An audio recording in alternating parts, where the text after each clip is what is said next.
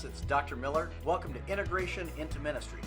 This is a class that will focus on nonprofit management, but which should be applicable to all areas of leadership. In this class, we'll analyze various styles of leadership, look at what the Bible has to say into the field, and hopefully prepare ourselves to be future leaders in the church and in the world. I'm a pastor, a professor, and a nonprofit manager with 25 years of experience in leading the church. I carry a senior certified professional certification from the Society of Human Resource Management, and I've spent years teaching leadership in the classroom as well as practicing it on the front lines of strategic organizational development.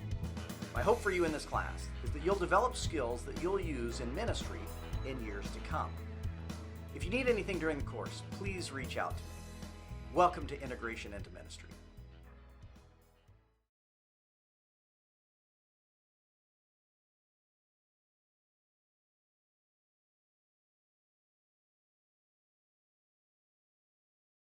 Well, hello class, this is Dr. Jim Miller. I am the pastor of the Real Life Church of Los Angeles and your professor for this course on ministry leadership.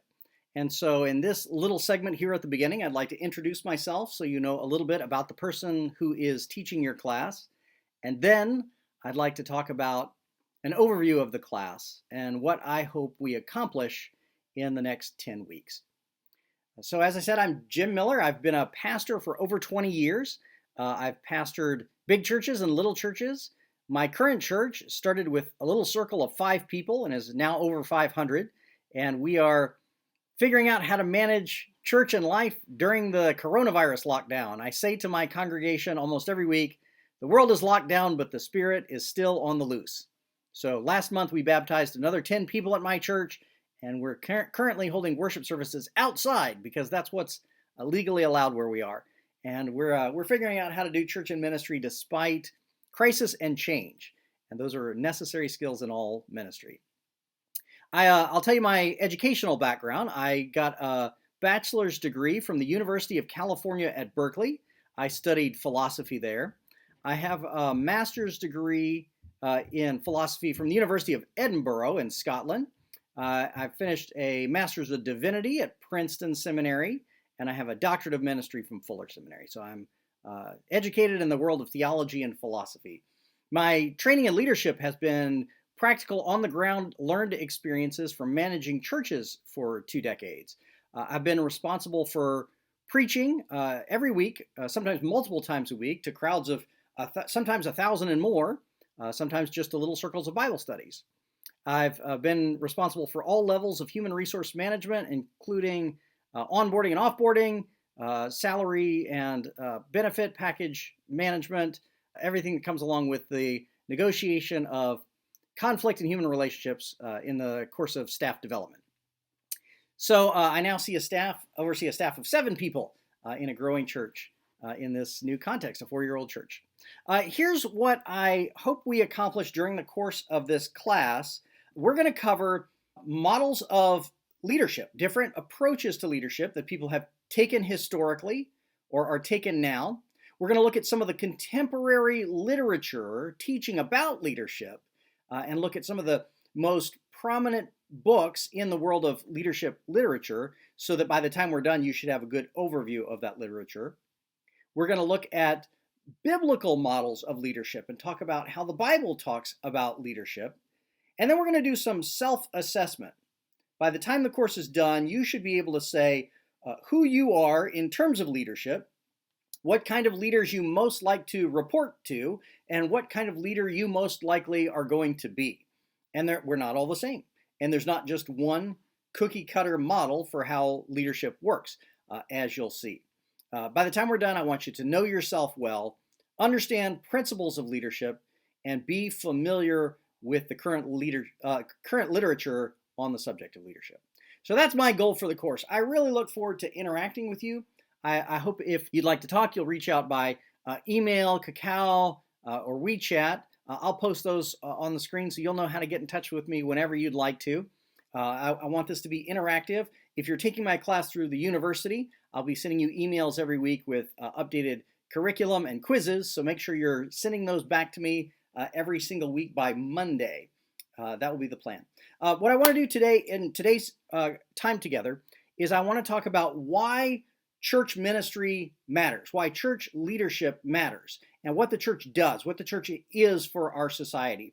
I want to talk about a contrast between a kind of a stale, dying leadership that unfortunately many churches still use, and a kind of innovative entrepreneurial leadership that churches ought to be using today. I want to give you a book report. I'm going to start out with a book that I wrote called It's Like This. And if you're in my university class, you'll need this text for the course. And I'm going to talk about models of ministry, metaphors for ministry that govern churches today, which is what that book is all about. And then I'm going to talk about the leadership cube and 6 principles that are essential to all ministry leadership. Finally, I'm going to round out with talking about listening to the voice of God and how important that is in ministry leadership. So that's our plan for today. We're going to try to pack all of that into 1 hour and see how much we get done. If not, we'll have to kick some to next week. Glad you're here. Look forward to talking with you. Looking forward to interacting with you personally. Make sure you get in touch and say hello. God bless you. Let's get to it.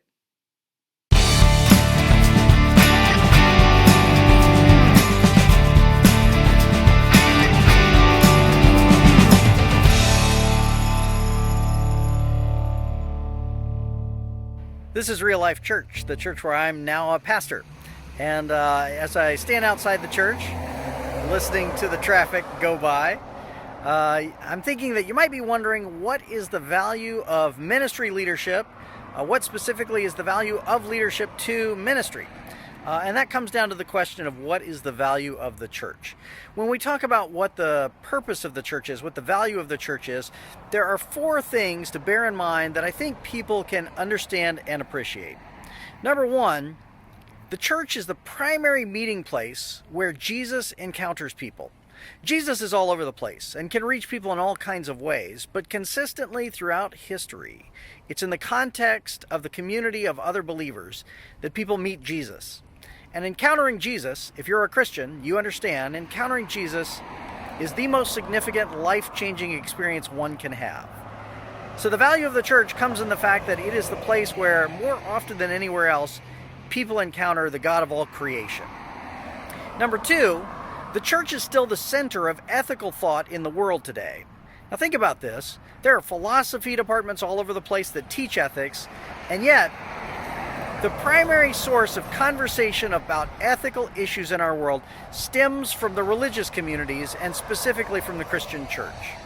If people are talking about what is right and wrong in one way or another, the Christian church is involved. Thirdly, as a result of that, the church is a place that more than anywhere else helps people refine their character. I mean, think about this. How many places in the world are people learning that they should love their enemies? That they should forgive those who have wronged them, that they should give charitably to the poor and pay attention to those who are outcast. That was the message of Jesus, and that's been the message of the church throughout history. And so consequently, 4th, the church has been a great source of justice historically. For all the wrongs the church might have committed, nonetheless, the church has been on the forefront of the spread of education in schools, on the forefront of the spread of hospitals and medical care, and on the forefront of the spread of justice initiatives throughout the world. Right now, many people are concerned about sex trafficking in the world, and Christian ministries like the International Justice Mission are on the forefront of fighting sex trafficking. Many people are concerned about poverty in the world. Christian ministries like Compassion International and World Vision and ministries like Habitat for Humanity that were started by Christians are on the forefront of fighting against poverty and food insecurity in our world. Most cities have a food provider of one kind or another and homeless providers. Many, if not most of those, are religious. The church has been on the forefront of spreading justice in our world, and that's been such a valuable asset in changing the history of our world that we would not be in the same world without it. So those 4 things are significant reasons to talk about the value of the church and its need for good leadership. Specifically, it's the place where we encounter the living God. It's the place where we discuss right and wrong. It's the place where our character is formed and reformed, and it's the place that spreads justice initiatives in our world today. Those are 4 reasons that most of us who follow Jesus believe the church matters.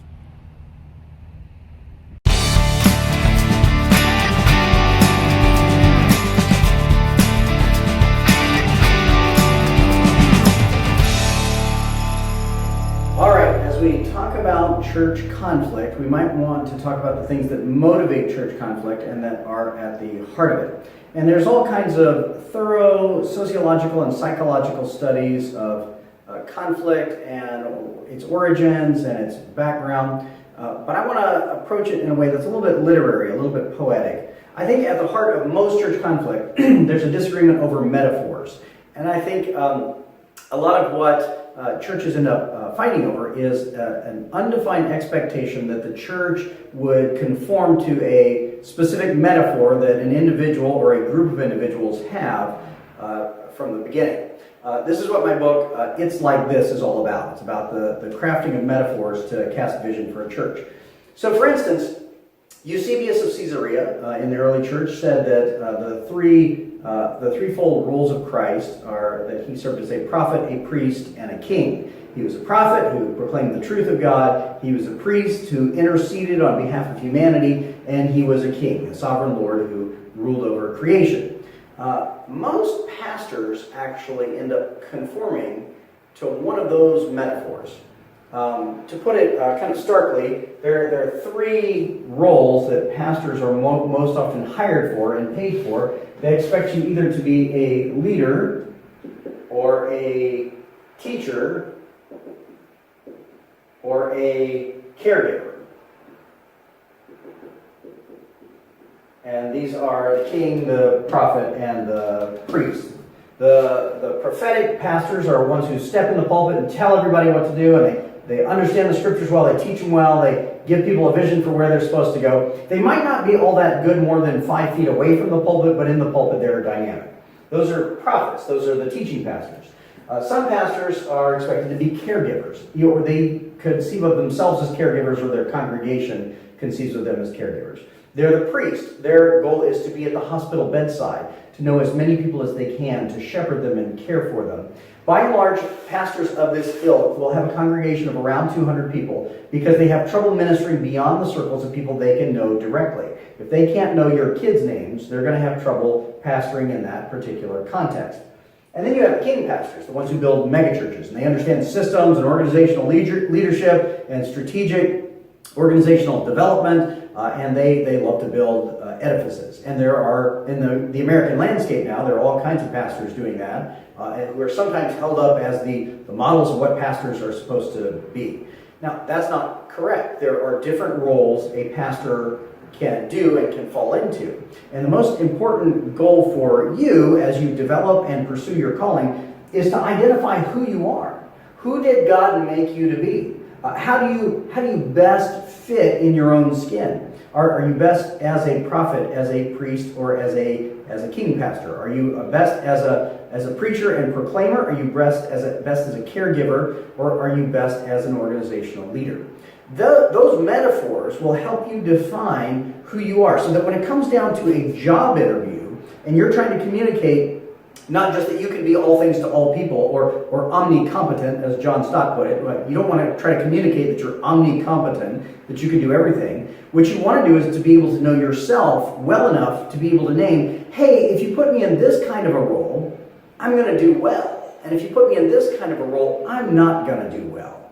Because ultimately, if you end up catering to an expectation, a vision that is not you, you are going to end up first in internal conflict, and then most likely in conflict with the congregation, because you've signed up for expectations that you are unable to meet.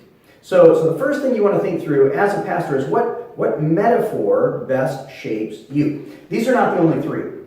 Pastors will sometimes call themselves the theologian in residence, or they will call themselves a shepherd. There are different metaphors that have implications for the expectations that you place on yourself and that are placed on you.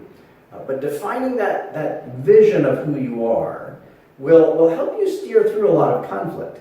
Because if the metaphor doesn't match the expectation, you're going to end up in conflict. But if the metaphor governs how you define your role, your job description, then when conflict arises, you can look back and say, hey, remember I told you I was this kind of pastor. I signed up for this role. This is what I do best. What you're asking me to do is really outside of my gifting or my calling or my passions or my interests, we might be better set if we get a volunteer or another staff person to fill that role that you're wanting filled, because I was made to be this kind of pastor. So now, in the same way that there are metaphors for pastors that craft the expectations that a congregation will have for a pastor, there are also metaphors for the church that will govern how the church sees itself. And these are important. Some of them are biblical, some of them are extra-biblical, but a critical role that the pastor plays is identifying the metaphor or metaphors that govern a congregation and the metaphors that maybe ought to govern a congregation. So, for instance, one common metaphor that people have for churches is they see the church as their family. And this is a metaphor that exists in Scripture. It's not the only one that exists in Scripture. It might not even be the primary one that exists in Scripture, but it's in there. If you see the church as a family, that sets you up for certain expectations. Think about the pros and the cons of this metaphor. To the positive side, if you see the church as your family, it's a place of intimacy and belonging. It's a place of acceptance and love. Those are great things. The challenge comes when you realize that a family does not have the same kind of purpose that, say, a team would have, or that a mission would have. I had a friend who was a pastor up in Northern California, and he said that the way his church functioned was like this. They were like a boat out in the ocean. And if somebody got disgruntled and jumped off the boat into the ocean, the purpose of their church was to go in circles around that person until that person climbed back on the boat. And the church was not allowed to continue in its direction until the person who jumped off was satisfied and got back on the boat. And he knew as well as I did how dysfunctional that model was. This essentially saddled the church with any list of complaints anyone came up with, and the church was then defined by simply the core of what the majority wanted. Ideally, the church would be based on a mission and a vision that everyone in the church can refer back to.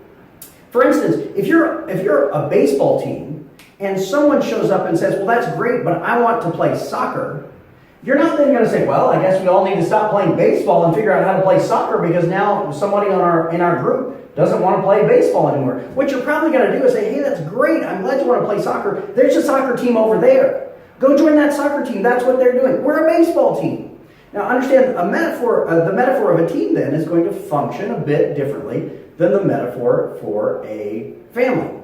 I'll give you an example of where conflict came out of a metaphor that people were using as they defined the church, when they defined their expectations for the church.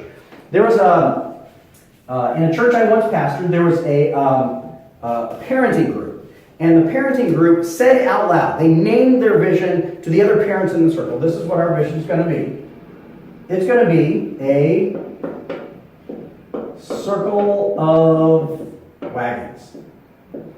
The vision for the church, it's going to be a circle of wagons. And they were referring back to the prairie days, the days on the prairie, where people would, traveling across the prairie, would build a circle of wagons in order to protect their families at night. They were traveling out west, and they would circle up the wagons at night and camp in between the wagons because there they felt safe. When you just define the church that way, when you say the church is going to be a circle of wagons, it's going to be a place that protects our families, you set yourself up for some things which really are not biblical at all. So when I heard the parents name, this is what they wanted the church to be. They wanted it to be a circle of wagons for their families, to protect their families. I said to them, well, it's great that metaphor comes from the Scripture. It does. It comes from the Bible. That's great. And they got kind of excited because they came up with a metaphor that they didn't realize it can't come from the Bible, but it did. And I said, the problem is, the place in the Bible that metaphor comes from is actually from the mouths of the Pharisees. The Pharisees saw that their faith group was a circle of wagons. It was there to protect them from the Gentiles outside. And the goal of the faith was to keep outsiders out and insiders in. The daily routine of Jesus was work a miracle, fight with a Pharisee. Work a miracle, fight with a Pharisee. Because the vision of Jesus was not this. The vision of Jesus was not that the church would be a safe place for already Christian people to gather and share their common thoughts with people who already agreed with them. Jesus literally said, no, I'm like a shepherd who leaves the 99 who are safe to go get the one who's lost. And the vision of the church ought to conform to that vision of Jesus, to that of the good shepherd seeking lost sheep, rather than to a circle of wagons there to keep everybody safe. So you can see how when people have a metaphor for the church that they expect the church to conform to, maybe that they've named, maybe that they haven't named, you can see how that can lead to conflict in the church. Because if the church fails to fulfill the metaphor that they're expecting, they look at the church and say, "You're not doing what I signed up for. Why am I donating? You're not doing what I want the church to do." And so one of the goals of the pastor is to name the metaphors that she or he sees playing out in the congregation and say, "Hey, this is how some of us conceive of ourselves. This is how some of us conceive of the church. Is that right? Is that healthy? Is that good?" And if you can identify the dominant metaphors of the church and intercept them, you might be able to stave off a good deal of conflict. One of the biggest conflicts in the 20th century church came from a disagreement over metaphors. It came from a disagreement about whether or not the church was supposed to be a school or a theater. Now think about it. Go back to the 1950s.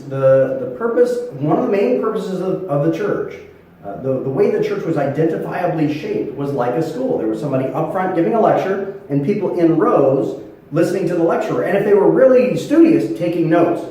And the church looked a lot like a school. And part of the mission of the church was to get the right knowledge into people's heads, because it was understood that the pathway to salvation was in part through knowledge. You had to know the right stuff and affirm that it was true in order to get your ticket to heaven. And then you could just sit at the heaven train and wait for the train to arrive. Now, about the 1980s, certain pastors started to see that the church was waning in American culture. And if they continued to pursue a model in which a very stale, tired format was presented to people with the assumption that they would feel obligated to come anyway, if that continued, the church was going to die. And so some very entrepreneurial, enterprising pastors back in about the 1980s said, well, what looks a lot like a school but feels a lot different that we could convert our churches to?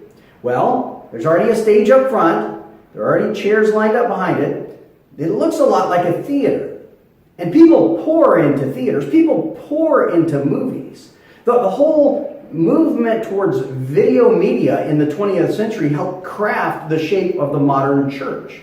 And some very entrepreneurial pastors in the 1980s said, what if we bring in music that's powerful and engaging and modern, and our sermons are catered to that which is relevant and applicable and deals with felt needs? And what if we focus on a kind of hospitality industry like Disney does and make people feel so welcome that it's literally the best customer service around? Well, criticize it all we want. It actually worked in turning a huge population that was turning away from the church back to church. But now think about all the downsides that come with church as theater. Just like there are problems with church as school, there are problems with church as theater as well. So even in our modern day, people are trying to re-envision what is the model, what is the metaphor that's going to govern how the church works. Here's what I'd like you to do. Think through a church, whether the one you attend now, the one you grew up in, or some church you know of. And see if you can name, what is it trying to compare itself to? Is there a governing metaphor that it's using to define who it is? Is it a museum? Is it a mission? Is it a theater? What is it? Is there a metaphor that governs how it defines itself? And if you can name one, if you can pick out a metaphor you think that church is pursuing, then try to ask yourself, what are the pros and what are the cons of that metaphor? How is it going to benefit from that metaphor? How might the church suffer from that metaphor? What's that going to do in 10 years? If this really is the metaphor they're pursuing and they pursue it wholeheartedly, what's that going to do in 10 years from now? Do that as an exercise in ecclesiology and analysis and see what you come up with. I find it fascinating. I wrote a whole book on this. It's like this because I think the governing metaphors that churches are using are what leads to a lot of the conflict that exists in the modern church.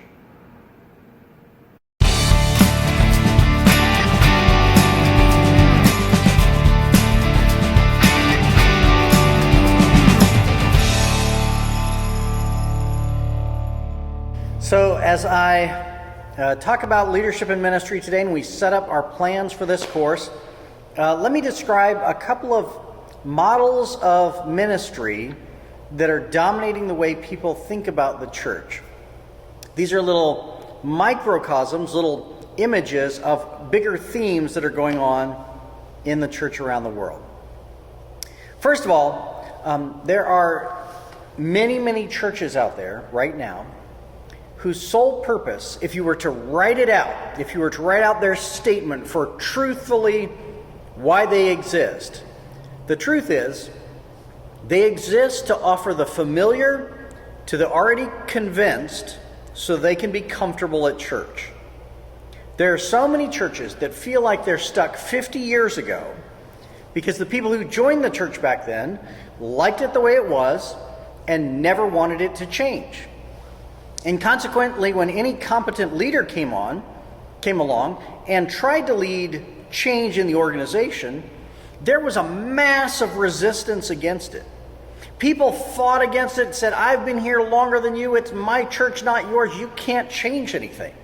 And eventually, any good and competent leader will leave. No good leader will stay in an organization that's just stuck and is not going to change. I have worked in some older churches that were behind the times and either racing hard to catch up or resisting the possibility of catching up. And I had one time a retired pastor come and sit in my office.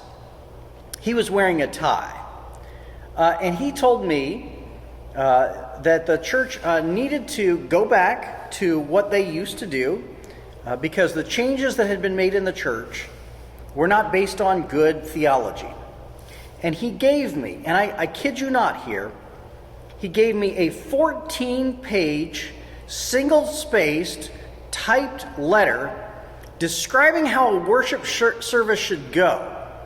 And it was exactly the same arrangement that I remember from the churches I went to when I was a child that my parents used to take me to in the deep South, where nothing had changed for 100 years. And the services as a child were so mind-numbing, so painful, because they were monotonous, they were ritualistic, they were not designed for children. And I remember sitting in one of those churches when I was a kid and thinking, the church is supposed to be God's house. And if it's God's house, if God has invited me to his house, he'd want me to be comfortable here. If I invite somebody to my house, I want them to feel at home. And so sitting there thinking about the fact that I was in God's house, I took off my shoes so I would be more comfortable. The woman in the pew in front of me noticed that I had done it and turned around and said, "Church is not a place where we make ourselves comfortable." And for her, that was truly the case. Church was not going to be a place where she made herself comfortable. But the reality is, churches that have that mindset, that they are there to preserve what used to be because for whatever reason, it's how it should be, those churches die. Those churches just don't last. The retired pastor who sat in my office with his 14-page typed letter explaining how worship used to be and how we ought to go back to more choir music and more hymns and more organ music and more formal dress codes, actually told me that he and others were not going to donate to the church if it was not more traditional. And I looked him in the face and said to him a thing that I got used to saying at that church and something that I rather enjoyed saying, which was, the vision of the church is not for sale. And that is absolutely true. That is exactly what Jesus would say, and that is what Jesus would want. The vision of the church is not for sale. The vision of the church does not cater to those who have the most money and are willing to manipulate the church with their money to get what they want. That's not what churches do. That's not what churches should be for. But unfortunately, many churches do exactly that, and they are dying away. The vision of so many churches out there is we exist to offer the familiar to the already convinced so they can be comfortable at church. And that is just sad. Now let me offer a contrast, because there are other options out there. There are some churches who exist to lead the world to Jesus. There are some churches that believe that without Jesus, we are lost, and that knowing Jesus is the best thing that we can have in our lives. And there are churches out there on a mission to point people towards Him, to do entrepreneurial, innovative kinds of things, things that require change, things that require experimentation, things that require doing things that have never been done before, in the hopes that changing our communication to the listening styles of the world will allow us to get the gospel, the good news of Jesus, out to every generation. And churches that do that with a passion are the churches that are really making a difference in the world. I'll give you an example. I used to lead a student ministry at a church. I worked with the teenagers at the church. And we started a student ministry program that was designed for kids who didn't go to church. And they came. And there were students who were athletes, and students who were nerds, and students who were drug users, and students who were outcasts. There were all kinds of students who came because we sang with a passion. We talked about truth and things that matter and things that were relevant to our lives. And we had fun together in healthy community. And that was so different than what most of the world offers teenagers. It kept attracting them. So I remember I had some students who invited a friend. And as I recall, he was on drugs. He was certainly a mess. And his family was a mess. But they didn't tell him where they were inviting him to. They said, "Do you want to go to a place where the jocks and the goths and the nerds all hang out together?" And that's all they told him. And he said, "Sure, that sounds good." And I think he thought he was going to a rave. I think he thought he was in for a party. So they jump on the bus together because they don't have a car. They get on the public bus. The bus station is in front of the church, and they walk into the church parking lot, and he looks up and he realizes what they've done, that they are bringing him to a church. And he says, "Wait a minute, I didn't want to go to church." But at that point, the bus had already driven away, and they were all in the parking lot together. So they came in, and we had one of our evening student ministry meetings, and it was fun, and there were games that they loved, and we had pizza together, and then we sang, and we read the Bible, and we talked about life.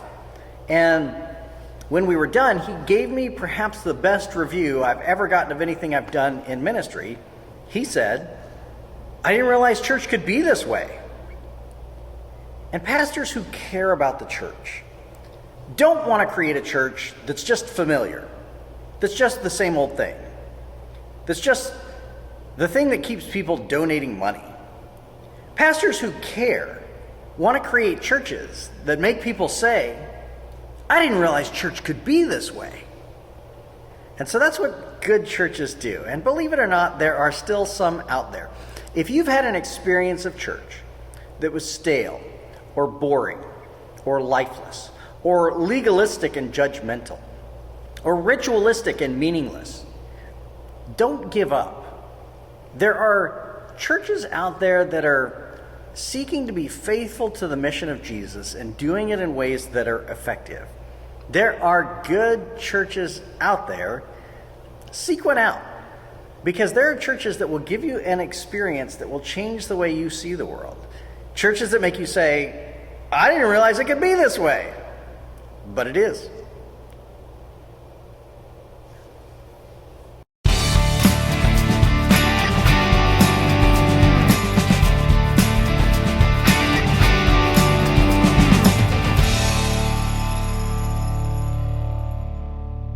So now I want to talk about something that is sometimes referred to as the leadership cube. And it's because there are 6 elements to it. So you can draw it out as a cube if you want to, or we can just make a list of 6. But it's the 6 essential ingredients to any leadership program. Any organization which has solid leadership has to have these 6 elements in place. And this is probably the most concise statement of the formulations of a leadership plan that I've ever seen. So I really like using this. It describes a lot in just a few words. The first thing that you need in any leadership move, any organization that requires leadership, is vision. Can you even see that in that picture? Green ink is not very good for this. I don't know if that's clear enough. Let's switch. We're going to use a darker color. As pretty as green is, we're going to switch. Number 1, the first thing you need is vision. And the vision comes because someone says, hey, I see something that needs to happen, and usually I see something that needs to change. There's some way that the world could be better. And fundamentally, all leadership is moving people from point A to point B. That comes from vision. When Moses led the people out of slavery in Israel, this is contained in the book of Exodus in the Bible. When Moses led the people out of slavery in Egypt, the whole move involved naming where they were and naming where they needed to go. Describing point A in a way that made point A, so unattractive that people realized it needed to change. And they were going to head in the direction of plan B to point B, which was a vision of being free from slavery in Egypt. So that involved casting point A, in a terrible light. We're oppressed, we're beaten down, we're controlled, we have no freedom, we're losing our identity, we have to leave, this isn't working. And the Israelites, of course, saw that because of the terrible nature of slavery. But they would argue against it at certain points, because getting to point B required change and transition, and specifically movement through the desert for years. And there were times in the desert where the Israelites complained and said, we love the barbecues back in Egypt. Weren't there enough graves to bury us in Egypt that you had to bring us out here in the desert to die? And they actually complained about having left slavery. So Moses had to cast point A in a bad light in order to cast point B in a good light. And point B is really the visionary statement. We're going to a promised land, a land flowing with milk and honey. A land that will be beautiful for us and our descendants. Our children will grow up there. They'll be healthy and happy. They'll learn math and do social studies and all the things that kids do. It'll be great. But B is the vision. And all great change, all great leadership starts with a vision, with casting a compelling image of what's to come. Often in metaphors and stories. Often there's a narrative tied to the vision of what's to come that makes it attractive. And so all leadership starts with visionary statements. You can go through a list of the top companies out there in the world today, for-profit and non-profit. And the most powerful organizations have compelling vision statements. I'll give you one as an example. Habitat for Humanity, which gets volunteers together to build houses that are given to families who are living in substandard housing, often in poverty. Their mission statement, their vision is to eliminate substandard housing worldwide. To eliminate substandard housing worldwide. That's a compelling vision. I mean, picture a world where no one lives in substandard housing. That would be incredible. That would be an amazing world to live in. And then you begin to break the vision into parts that can be accessible to people who want to help. So part one of the cube, the first of the 6 things that all leadership moves need is vision. Second, every great organization needs a leader. And the leader usually comes up with the vision. These usually go hand in hand because it's usually a leader who steps forward and says, I have a vision. Sometimes you'll have a pre-existing organization with a compelling vision that will choose a leader to run it. So for instance, God called Moses and said, the vision is set people free. Take people out of slavery in Egypt, set them free. And so God was the vision caster who chose a leader, Moses, to do it.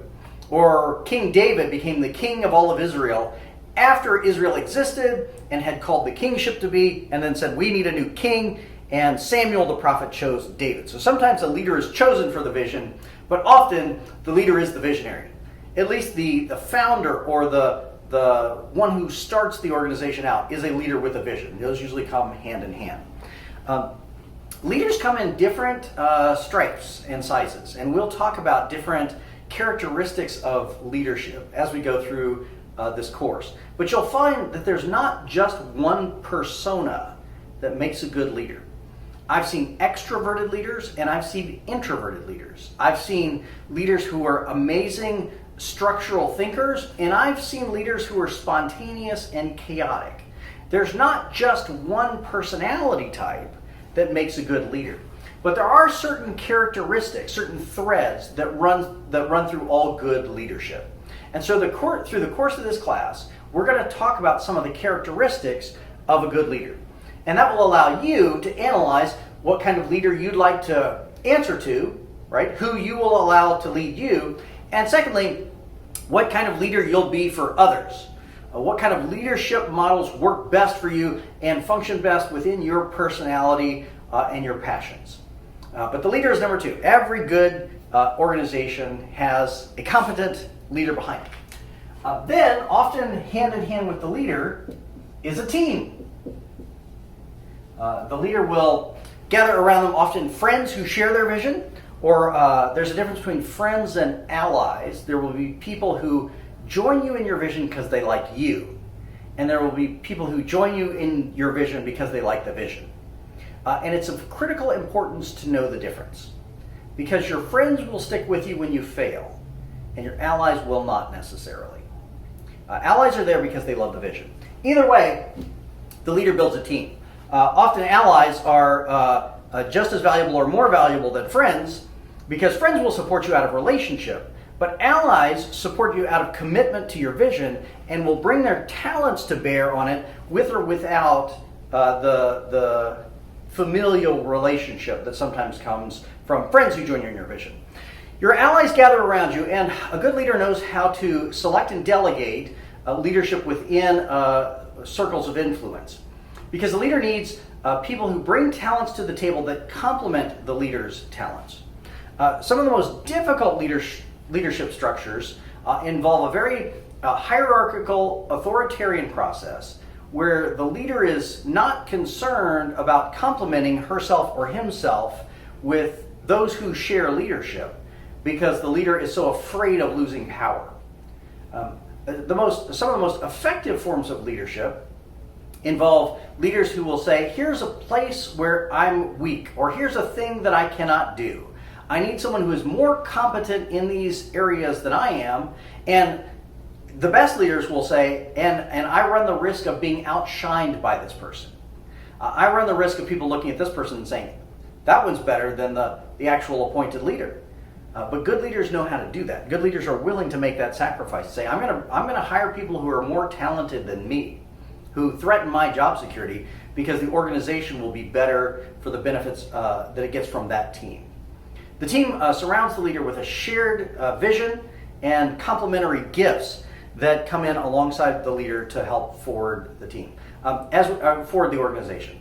As we go through the class, we'll talk about some of the specifics of the hiring process. We'll get into the weeds and talk about how to interview people and how to be interviewed, how to prepare for interviews for jobs, because crafting a team is critical to the survival of any organization. One of my favorite things to do through the course of my career is to hire talented people. People who I look at them and go, that person knows how to do things that I don't know how to do. I wonder if I can learn from that person. I'm a learner by instinct, and I love new input and new information and new styles. And so when I see somebody who can do things that I don't know how to do, I love to bring that person alongside and learn from them as they bless our organization with their talents.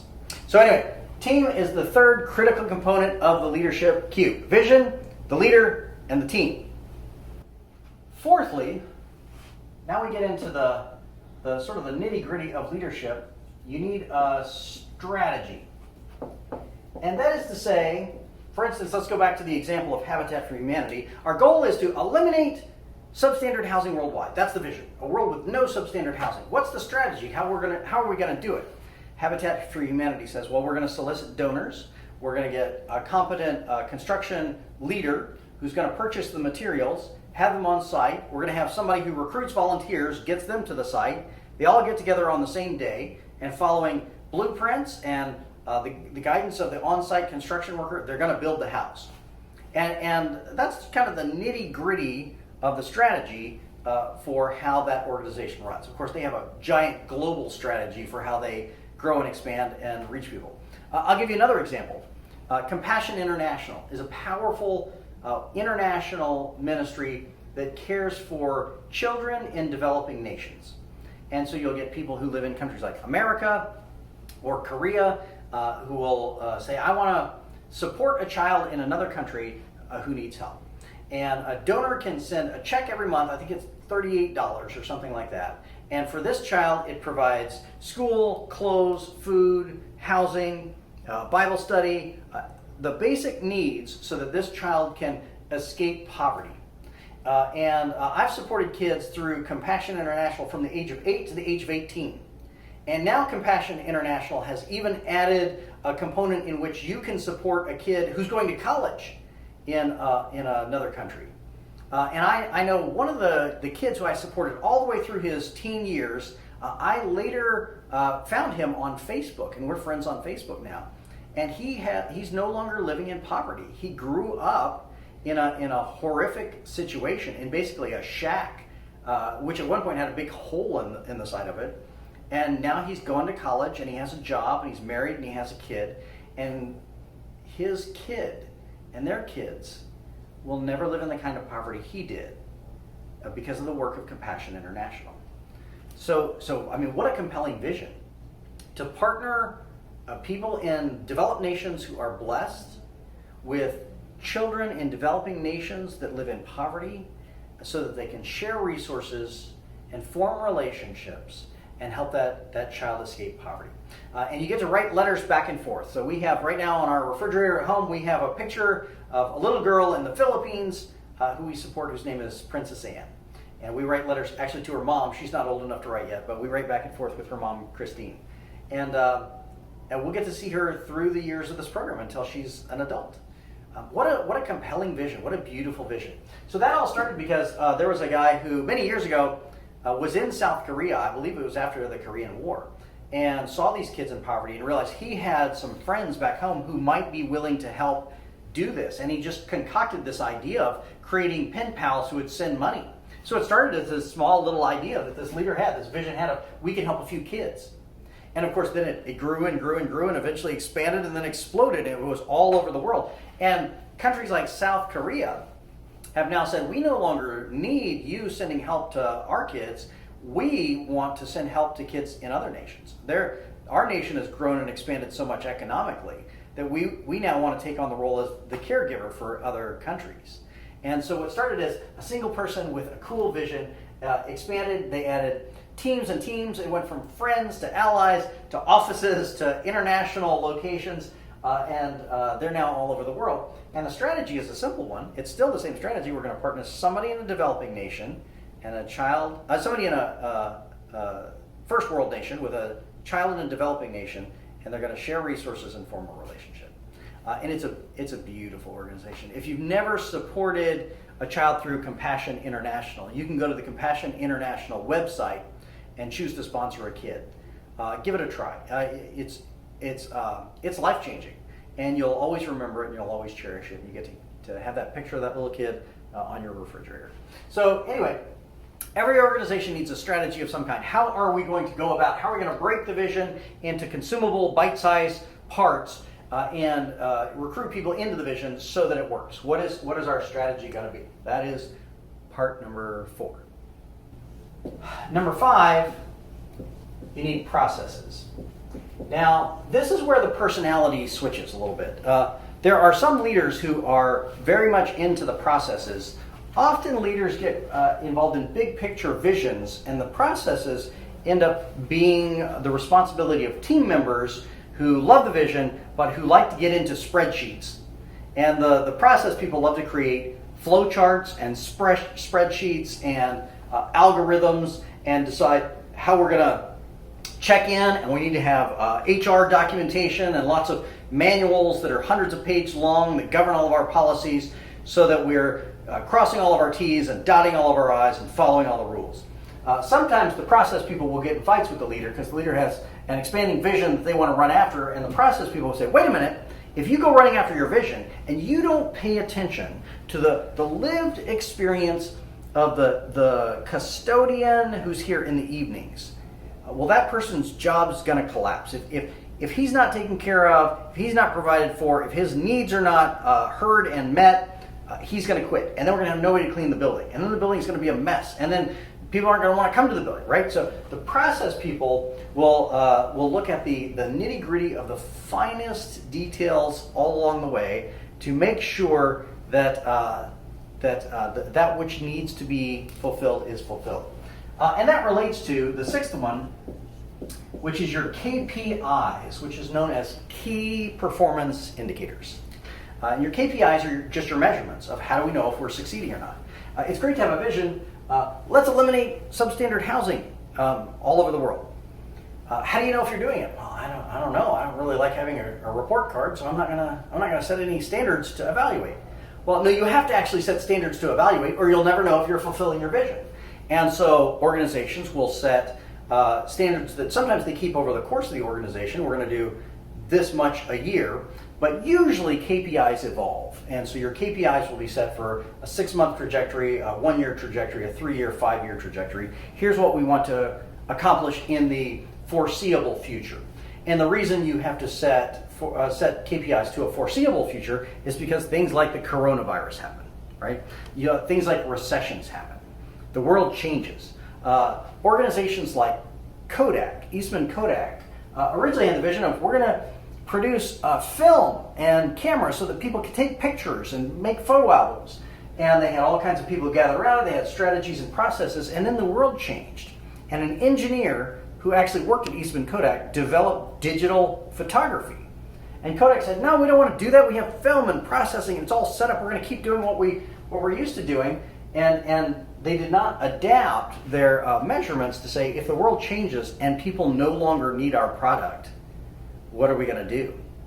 And so they've now been eclipsed by digital photography, by people who can do what we're doing right now and record things without having to go through film. So KPIs can't be permanent. In most cases, they have to be conditioned to the season and the times, because goals will change, and as goals change, the measurements of the goals need to change as well. So those are the 6 principles of the leadership cube, and I really like that because it really is inclusive. It's got a whole lot in there. It captures a lot of what goes into the leadership of any organization. That's just an overview of this list. As the course goes on, we'll break this list down. We'll talk about each of these components individually, but that gives you a little sense of where we will be going. If you have any questions at any point during this course, don't hesitate to email me. I think I already gave you this, but it's Dr. James W. Miller. That's a long email address at Gmail. Send me an email, or you can even comment here if you want to comment here, and I would love to be in dialogue with you about these things. So there you go.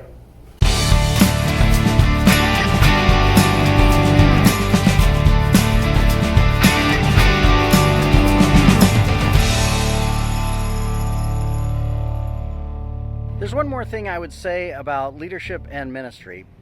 No matter what strategies or organizational process you've developed, no matter what visions you have, when God speaks, do what he says. Sometimes God will lead us in all kinds of directions and tangents that we hadn't planned on, but God knows best. And when he calls us to go in new directions, follow where he leads. I started this church 4 years ago with a few friends of mine. And when we did, we began without a real organizational plan, without a strategy. We didn't have a staff or a budget. It all just kind of came to be. When it did, there was a day where I was sitting with one of my friends over lunch, and he said, we're going to have to get some projectors in order to put our music up on the wall so people can sing along. That was about 1 o'clock in the afternoon on a Sunday. At 4 o'clock in the afternoon that same day, I got a text from a friend who said, I feel like God told me to give you my projector, so I want to meet you tomorrow and give it to you. God just kind of intervenes and does what he wants. And when God is doing things, better to follow his lead than to follow the principles that you've already cooked up for yourself or the plans that you've made. God always knows best. It became clear to me early on that God was in the formation of this church and leading us in all kinds of ways I hadn't expected. The way we found this church was supernatural. There was a night where I sat down to write a prayer. And I haven't written a prayer in 20 years, but I decided I was going to write a prayer down. And I wrote it in a Google Doc, so I still have it. And it says, Jesus, I'll pastor this church the rest of my life if you want me to, but I need you to help me find a building. I don't know how to do that, and I've never done that before. The next day, my executive pastor and I were out driving around.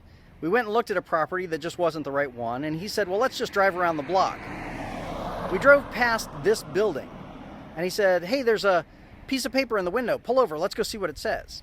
Neither of us had ever seen this building before. We walked up to the door. It was actually that door right there.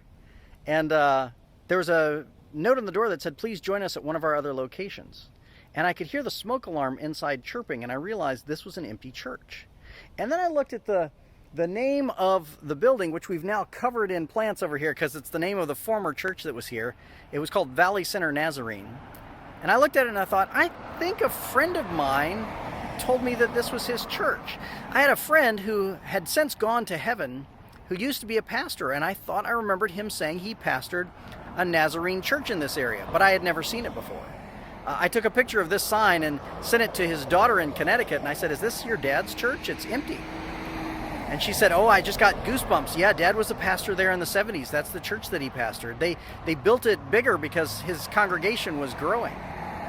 She put us in touch with the owners of the church, and 3 months later we moved in and it became our home.